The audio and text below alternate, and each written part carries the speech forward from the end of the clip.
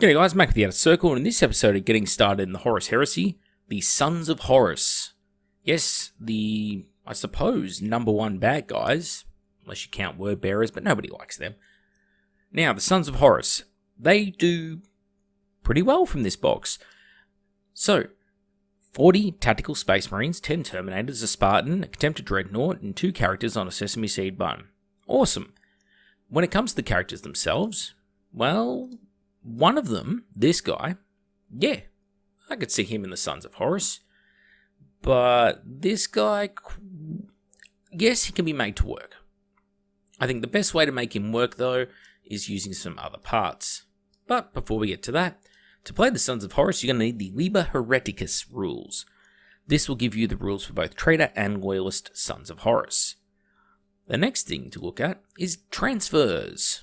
You'll get some in the basic box, and there'll be people offloading decal sheets onto eBay from the basic box. But this transfer sheet's pretty nice. It has lots of Sithonian glyphs, unit icons.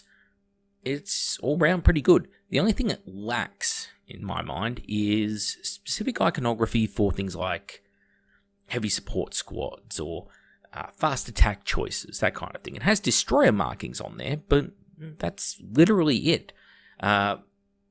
So for the Mark 6 armor, that's not so bad because you're only going to have markings on the one shoulder. But if you utilize Mark 3 or Mark 4 armors in the Force, well, that may not be ideal for you. So something to keep in the back of your mind.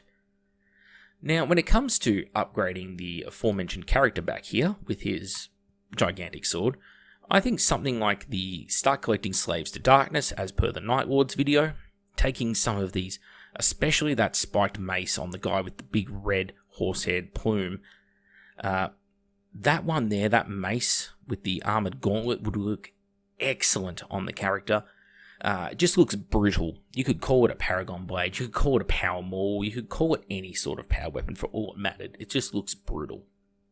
The shields, that kind of thing, they're fine. You could use those. Even the mace on this guy, to the left, with the sort of little flesh cloak happening, his mace, which is pointing towards the ground, that's an awesome looking bit of weapon as well. Just, Sons of Horus are a brutal force, and I feel the best way to really showcase that is by having a lot of spiky, sharp-edged weapons, sharp edges in general. They're a very aggressive force, and you see it in a lot of their stuff. And that also goes into things like veterans. Like, they're one of the few forces here where I think you could get away with using the 40k Chaos Space Marines as veterans. I would tweak them slightly. I would try and not use all the mutated stuff. Maybe put Sons of Horus helmets from the Forge World range onto them. Get rid of the Chaos weapons as such, like the weapons, the bolt guns, which are just outright look Chaos, and go for a more traditional magazine-fed, not belt-fed or any of that kind of thing.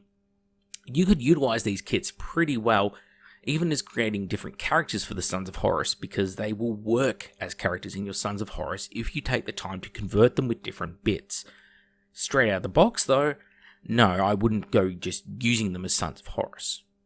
But speaking of things I would use straight out of the box, the Sons of Horus Legion Cataphracti Praetor. Now, it came down to a question of money value here. You could buy the Abaddon and Loken set, and that will give you 2 characters, one in Terminator armor, one in Power armor. They're both special characters if you want to use them as that.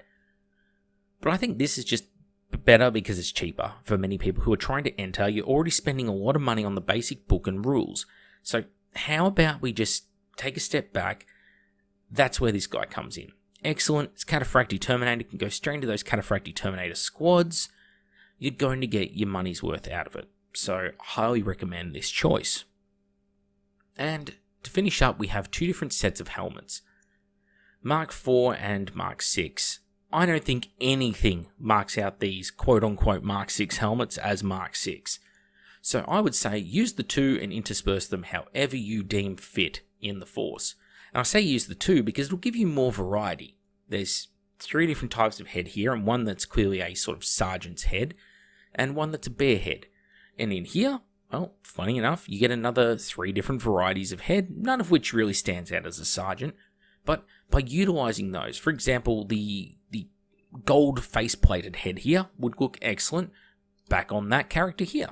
it might actually turn into something that looks a little bit more Sons of Horus. Conversely, these plumed, crested heads here, hey, there's 4 of them in this set. That could be your squad sergeants in your tactical squads. So the numbers work perfectly. And then you got all these other helmets left over, the more regular looking helmets. Spread those out throughout the force in order to pick out certain guys. So choice is yours what you do with it, but we're in this for the passion, converting the army, making it feel our own. And I think with Sons of Horus, especially having so many different helmets available to you, you can do quite a bit of that to make it feel like, hey, this is an army that's on the verge of what the Chaos Space Marines in 40k are. They haven't reached it yet, but they're well on the way. They're already aggressive. They're already spiky. So, food for thought. Anyway, that's all from me. Make with the outer circle. I look forward to seeing you on the next one.